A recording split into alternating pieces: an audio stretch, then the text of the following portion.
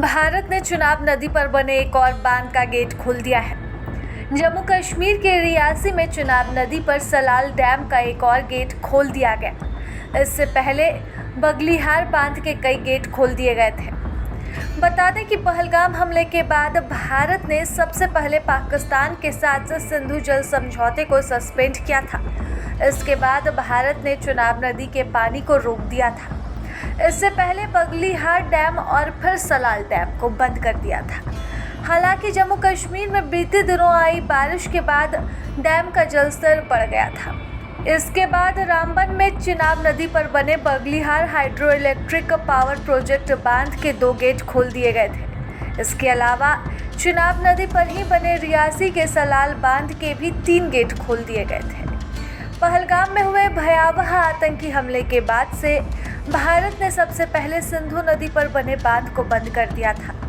जानकारों का मानना है कि पाकिस्तान को यह संकेत स्पष्ट तौर पर दिया जा रहा है कि भारत अब भी सिंधु जल संधि को लेकर कठोर निर्णय ले सकता है। आपको बता दें कि भारत और पाकिस्तान के बीच 1960 में सिंधु जल संधि हुई थी।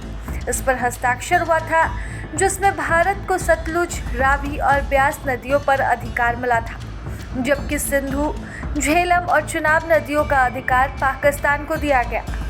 यह संधि विश्व बैंक की मध्यस्थता से हुई थी, लेकिन मौजूदा हालात को देखते हुए भारत इस संधि की समीक्षा करने की दिशा में अब आगे बढ़ रहा है। कुछ दिनों पहले पहलगाम टेरर अटैक के बाद पहले तो गेट बंद किए गए, फिर अचानक बिना किसी जानकारी के गेट खोल दिए गए, जिससे पीओके में बाढ़ जैसे हालात भी सामने आए थे। हालांकि अभी स्थिति वैसी नहीं है, लेकिन जिस तरह से सलाल डैम का एक और फाटक खोल दिया गया है, उससे स्थिति ज़रूर बिगड़ सकती है।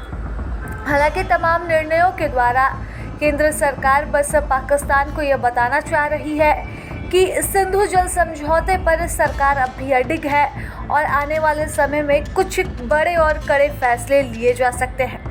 क्योंकि आपको बता दें कि भारत और पाकिस्तान के बीच चल रही युद्ध जैसी स्थिति में सीज फायर हो चुका है। दोनों ही देश की सेनाओं ने हथियार रख दिए हैं और इस बात पर सहमति बन चुकी है कि अब हथियार पर बात नहीं होगी।